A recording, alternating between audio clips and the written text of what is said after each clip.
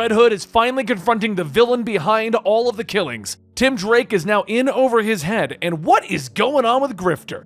Welcome to the Comicstorian channel, where I take some of your favorite trade paperbacks and single issues, and I break them down into digestible bites to help you understand. Then I read them dramatically back to you. All alterations to the panels, text, and images are to prevent copyright problems, and all art is owned by its respective companies. Today's video is going to be giving you Batman Urban Legends issue number 5. Now, Batman Urban Legends is an anthology series, which is kind of beefy. It's a very large comic that covers multiple storylines that are happening within the world of Gotham. If you enjoy our format here, please consider hitting that subscribe button, smashing that like button, and check us out over at Patreon, which is how we fund doing all of this. All right, let's get into the storyline. The first story in today's anthology issue is Red Hood. And when we last left off in the last 4 videos, Red Hood was hunting down a drug dealer, creating a thing called a cheer drop, which basically made you super happy and then you died. He ended up going back and forth with Batman about how they should handle this investigation, which eventually led him to finding Mr. Freeze, and now he has found Cheer, the man behind it all.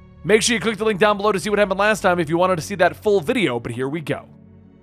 As Jason looks up in the sky, he can feel himself able to move. Not a lot, but just enough. Bruce saved him by taking the blast from Mr. Freeze. He has to move. He has to get away from this. But as the others begin to load Batman into the van, the other shooter asks, what about the other guy? Cheer looks down and smiles. Sometimes we can only help people by letting them go. Do you understand? As Cheer grabs the shooter's face, he tells him, yeah, sure, man. Goodbye, me. The shooter then turns to point his gun at Jason, but before he can pull the trigger, Jason kicks the gun out of his hand. The others turn to stop Jason, but as Freeze lifts his freeze gun, Cheer stops him, telling him, we need to stick to the plan. Don't let distractions intrude on your happiness. Freeze aims his gun back down. Of course. And then he releases an icy blast on the ground, creating a wall of ice, stopping Jason in his tracks from following. Later, Jason is speeding down the street on his motorcycle, asking Oracle if there's any word, and she tells him nothing yet. The others are looking too, but you've been awake for days now, Jason. You need to rest. Everyone else can. Jason interrupts her, though. I'm sorry, but I'm going to keep looking. He pulls up to a house, taking off his helmet, thinking that he is bone tired, and cracking heads is getting him nowhere. He needs to step up and investigate. Not like Bruce, not as cold and clinical as Batman, but rather as a person. He walks up the stairs, knocking on the door, and as it opens, he tells the person, yes, it's the other dark vigilante with much less brand recognition. I'd like to apologize for the other day. Dr. Romero tells him that she's sorry, but she didn't know they were allowed to. Jason asks, not wear costumes? Believe me, those things get filthy real fast, and this is my laundry day. Do you mind if we just talk for a little bit? Olive lets him in, telling him of course, but where's Batman? Jason looks around, telling her that that's why he's here. Batman is missing and is tied to the damn cheer drug. Olive tells him that she told him everything that she knows, and Jason tells her that he knows it's his fault that Batman is missing. He needs to go over everything again. She tells him of course. She just had some water boiling for tea. Would he like some? Jason tells her that it'd be great. Do you mind if I use your restroom though? She heads into the kitchen and Jason goes to the bathroom and begins to examine it. There were a pair of men's shoes at the front door, but there's also only one toothbrush in the bathroom. Is her husband away? Bruce told him once that if they wanted to know the most about a person, look in their bathroom cabinet. As he opens up the mirror, he sees a lot of medication. Most is for Silvano Romero, and an unusually large supply of SSIRSs and SNRIs. No doctor would ever prescribe such a mix. Also, he takes his toothbrush, but not his antidepressants. Seems like a thread to pull. So after a few moments, Jason returns just as Olive sets down the tea, stating that she hopes that he doesn't mind that it's a little strong. Jason sits down, telling her it'll be fine. She has quite a lovely home. Is it just her living here? It says that it's her and her husband, Sil, but he's at work right now. Jason pauses. On a Saturday? Oh man, what does he do? She tells him that Sil is a chemist. They met in school, actually. But before she could finish, she begins to cry. Jason tells her that he didn't mean to pry, but Olive tells him that it's okay, rough patch. Happens to all couples. She feels foolish for even saying it. Jason leans over, telling her that he has been through his fair share of rough patches in all manners of relationships. May seem strange, but sometimes opening up to a stranger can do wonders. Meanwhile, in Freeze's hideout, Freeze says that all he ever wanted was to be his friend. They could do so much together, both of us. And Nora. Don't you agree, Nora? Batman stares down as he is now suspended from his ice shackle, stating, I couldn't agree more. I think Nora agrees as well. I'd imagine that she'd want you to remove these restraints so that we can go into the world together. Cheer laughs. Oh, no. I'm afraid Batman is trying to manipulate your kinder impulses. Imagine being that untrusting that you should have to trick others in order to get what you want. I have spent my life pursuing happiness for myself and others. And you know what is essential to that happiness? Honesty. And for an openness to accepting that honesty. Batman tells him, I don't consider hallucinations to be honesty. Cheer asks Freeze, why don't you go take Nora dancing in the other room? Freeze smiles. That is an excellent idea. Nora loves to dance. As Freeze leaves, Cheer tells Batman that he sees his hallucinations as pure honesty. Your mind revealing your absolute desires, stripped of fear and regrets. Batman scowls. You tell that to the woman in a coma in Gotham Hospital. Cheer tells him, I'm sorry, but do you expect me to feel sad about that? To feel guilty? That woman who felt so low in her life that she would take my cheer drops is now experiencing a world of pure bliss before she exits a world that has only shown her cruelty. And you look so unhappy! So really the question became, what would Gotham look like without some angry, vengeful monster hiding in it? What would Batman become if he was happy? Cheer then grabs a mask telling him, life is funny! Did you know that my wife created Scarecrow's fear gas? It was genius. She's a genius, Batman. But like most people with talents, she was never appreciated for it. I would bang my head against a wall every day, trying to create something even close to that level. Liv is like a virtuoso composer, while I was perpetually in the cover band. And to be honest, it made me quite sad. And then I realized something. Besides Olive, I was the only person in the world who had access to her formula, and I could change it, build upon it, make it a force for good. After all, isn't that what science is? Building on the work of others. Batman struggles to break free, stating, you broke the cardinal rule. You've gotten high in your own supply.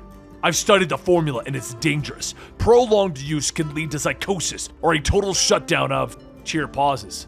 I admit it does need some refinement. Everything does, right? This was developed just for you, though, a tougher formula, stronger. One that not only will give you happiness, but an overwhelming sense of satisfaction of a job well done.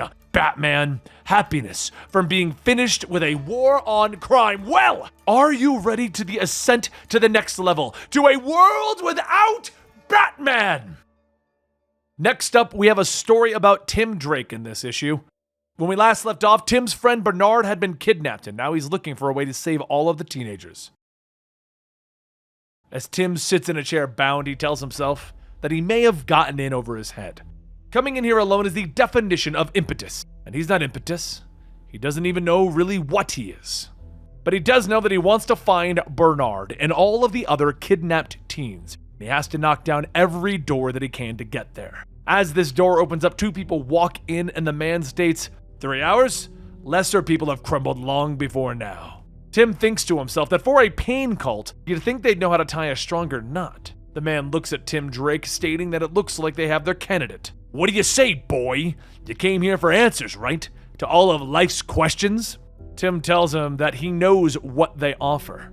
He is ready. The woman then walks up holding a chair, stating that everyone seems to think that, but they'll see if that's true. You see, 2 days prior, Tim was out gathering information. First was the Dodd house with Bernard's parents. It had been forever since he had been there, and he can't say that he missed it. Bernard's parents never liked him. Couldn't figure out why, but they always wanted everything just so. Perfectly placed, and Bernard never quite measured up to their standards. Next was Detective Williams' questions of Bernard's friends, and that was when Tim got some information. Shortly before he was taken, Bernard was acting like a maniac, saying things like, the trick to life is wrapped up in pain, and he would come out with bruises and welts on his body. Just like the same ones that Tim is going to have as he's struck with a chain. The woman swinging it states that life is full of questions that they ask themselves. What is the true meaning of existence? What can they not find in life? What do they want? What does he want? Tim struggles for a moment, asking how is he supposed to know that? The man and the woman look at each other for a moment, and the man says that pain is a way to help them speak their deep desires. It makes sense that he wouldn't know what he wants. He has everything. What could someone adopted by Bruce Wayne possibly want? Tim asks, wait, you know who I am? The woman stretches out the chain, stating, that's what makes you a viable candidate. Bright young man filled with potential and racked with ennui, like so many of your peers. But there's one last part to this interview process. Normally, we don't tell our candidates when it'll occur, but as it happens, we're unfortunately strapped for time, so head to the roof. Tim does just that, looking out over the ledge like he often does. Came here to help these kids, to find them, to find Bernard. But why? Why does he leap in to help without asking for help from others? The thing is, what scares Tim Drake most? He'll always be Robin. Ever since Batman gave him the cowl, that's who he sees himself as. That's who he's been for all of the important moments of his life. But in that room, it felt good to let go, to embrace that pain.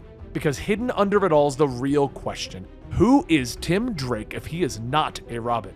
Tim looks back as someone comes into the room. Perhaps the Chaos Monster? No matter his questions, no matter if he's trying to figure out who he is in this world, he is still Tim Drake. He fights dragons, he wins wars, he saves people, and he is damn good at it. But this situation has been harder than the rest, because all of the MOs have been different. It's almost like the MOs are different because each Chaos Monster is a completely different cult member.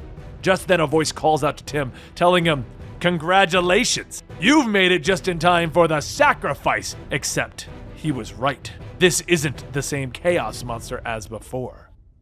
Next up in this anthology issue, we have the continuing story of Grifter, but I'm not really going to recap very much because Grifter's been messing with Batman, and it's going to recap what he's doing here right now.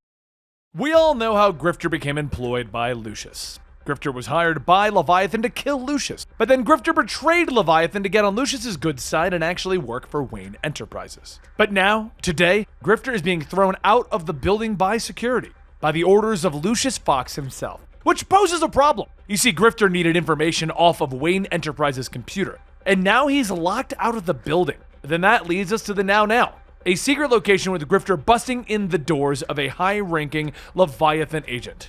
He tells everyone that he's sorry to intrude, but he won't be on the premises for very long. The agent says that this is incredibly bizarre for him to show up here at all, and incredibly stupid. As all of the others point their guns at him, Grifter asks if this is how they treat someone who works for them, and the agent asks, wait, what do you mean? Last time I checked, you killed both your handlers on your very first assignment, took a job working for the target, and then proceeded to kill the Leviathan agents who tried to finish your mission, all while murdering a bunch of costumed supervillains on the side, for God knows what reason.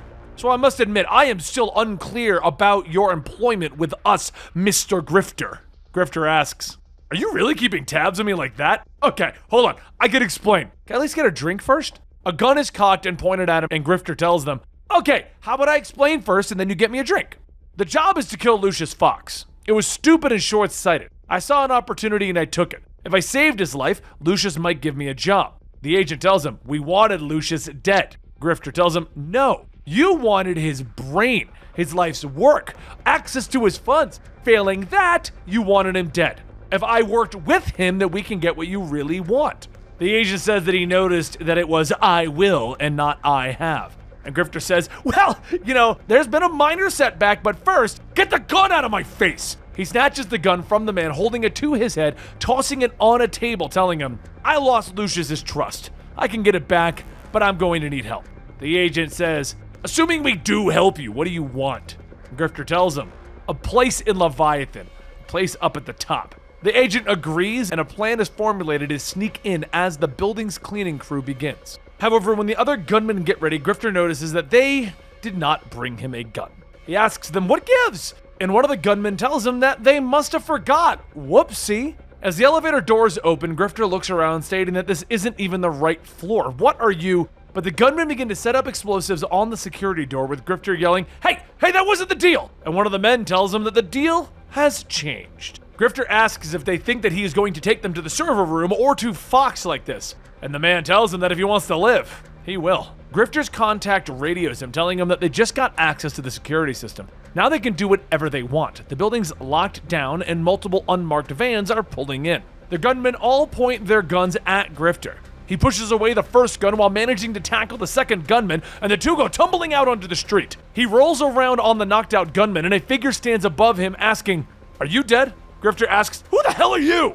And the figure says that he's the person who helps people like him. Nightwing helps up Grifter asking, "Do people find the detached tough guy act funny?" And Grifter tells him, "No, not really." Grifter reaches for a gun, stating that if he has to fight a Gotham gymnast, he's going to be so made as Grifter. And then a voice tells him, "They're with me." Grifter yells, "Of course he is! Gotham gymnast with Batman." "Look, Batman, I know I'm supposed to go to bat jail or whatever, but I'm kind of in the middle of a thing. I'm not here for you. I also know that you didn't kill Nora Freeze or Toyman." Grifter stares and Batman goes on. "The replication was impressive. Identical in every step. How did you do it?" And Grifter tells him, "Okay, this is going to sound like a lie, since I just said a second ago that that was a lie, but I actually don't know how I did it. I work for some people who are way smarter than me, and I'll explain what I can, but right now the people inside are trying to kill Lucius Fox." Batman looks Grifter up and down. "Who?" Grifter tells him, "I didn't get their names. They're bad guys. We have to find a way to get back into the building." Grifter looks up at the window that he fell out of and goes, "Didn't think that would seal back up." Batman walks over to the garage, places a small device on the keypad, and Grifter asks if this is some kind of a magic box that opens up doors. Batman tells him, "Yes." As they wait, Nightwing asks, "What's with the rag on your face?" Grifter yells, "I don't know! What's with dressing like an ice dancer and hanging out with a guy dressed like a giant bat?" Nightwing tells him, "I ask myself that a lot." The doors open up and Grifter holds his hand up to his ear, stating, "They have Lucius. They're loading him into a car on the north side of the building." As Batman and Nightwing turn, Grifter slips into the garage, grabbing the device, causing the door to slam shut. Batman looks him dead in the eyes. "Open the door." Grifter tells him, "Look, I know this one sucks, but I'm going to have to save the day, and you will most definitely be in the way. Come back in an hour, and you can take turns kicking my ass." Up in Lucius's office, Lucius hides behind his desk with a golf club as he hears somebody breaking into the room. He jumps up stating, "If you want to come and get me, you sons of..." But Grifter walks in telling him, "As much as I like the sight of you, we gotta go, and give me that club." Grifter brings Lucius to the elevator, and as they start going back down, the power is cut. He pulls open the door, stating that it looks like this is our stop. And Lucius tells him, "Actually, the most secure room in the building is here." As Lucius opens up the door, they walk into a room, and Grifter asks, "What is this place?" And Lucius tells him, "This is the room that stores the data archive and the main server of the whole company, the brain of Wayne Enterprises." Grifter stops. No, come on. This is what they're after. We have to. But before he could finish, there's some shooting from behind the door, and Grifter says that Leviathan wants him, but more importantly, they want the Bat computer. Lucius asks, "What are you talking about?" And Grifter tells him, "That was the mission. Get to the only computer in the world that has access to all of Batman's files. That's what this is, right? A backdoor into Batman's computer?" Lucius looks back at the door. "Well, yes, but how do they know? Nobody knows that." Grifter looks back at him. "Does it matter? We have to smash the computer or Leviathan's going to get it." Lucius begins to access the computer, telling him that they can't, not if he deletes everything. Hopefully, Batman has a backup for all of this somewhere. Grifter asks, "How long is it going to take?" And Lucius tells him that he's already in. All he has to do is, but Grifter points the gun at Lucius, telling him, "I'm really sorry about all of this, Lucius." As Grifter puts a flash drive into the computer, he tells Max that he's in. Max tells him that she's downloading it now. "Gonna need a few minutes here, Grifter." Lucius looks at him. "Wait, all of this was a con? You are with Leviathan. I knew I should have." Grifter yells, "Don't be smug with me. You're gonna feel real dumb in a moment when the door bursts open and we're both killed. What do we do then? We need to shut down all of the security systems in the building. The door locks, the cameras, event shielding." Lucius stares and Grifter asks, "Do you want to die? 'Cause I sure don't." So Lucius turns back on the computer and deactivates all of the building's defenses, and Grifter asks Max if she's ready. She tells him yes, but at that moment the doors are broken in. The gunmen begin to run in, yelling, "You had one job, Grifter, and you blew it." But Grifter looks back at them. "Actually, this is the moment that I've been waiting for a long time. Wildcats! Let's remind them who the hell you are." As members of the Wildcats begin to teleport in, Grifter fires the first shot and the team begins to take out all of the gunmen. As the last man falls, Grifter asks Zealot if she's good. and she tells him all clear. Grifter asks Ladytron, and she says that they got the drive. Let's freaking bounce! Grifter pulls his mask to the side, telling Lucius, you can come out now. And Lucius asks, who the hell are you? Grifter tells him, I know this is obnoxious, but it's all gonna make sense later. You just have to trust me on this. I'm with the Wildcats, and we're good guys. And as Grifter and the others disappear, Batman runs in asking, what happened? Lucius tells him that he has no idea. Alright, so some of you guys don't know how important this is. All the way back in the 90s, Jim Lee created a comic book known as the Wildcats, and Grifter was a part of that. For like 10 years, DC's been trying to bring Grifter and the Wildcats into the proper continuity, but they can't ever seem to get them to catch on. So you know what they did? They created a Batman book, they called it Urban Legends, and they decided to put the entire Bat family in there and throw Grifter in the backup, and we got the Wildcats, baby! They're back! Anyway, guys, I hope you're as excited about this as I am. While we are transitioning our channel back to the old format of having longer form videos of one topic, Urban Legends is so long that I just have to keep doing these issues individually until it's done. So I hope you guys enjoy. Make sure you hit that subscribe button, hit that like button. If you want to support us further, please consider going to our Patreon. You guys are incredible. I will see you next time right here at Batman Urban Legends.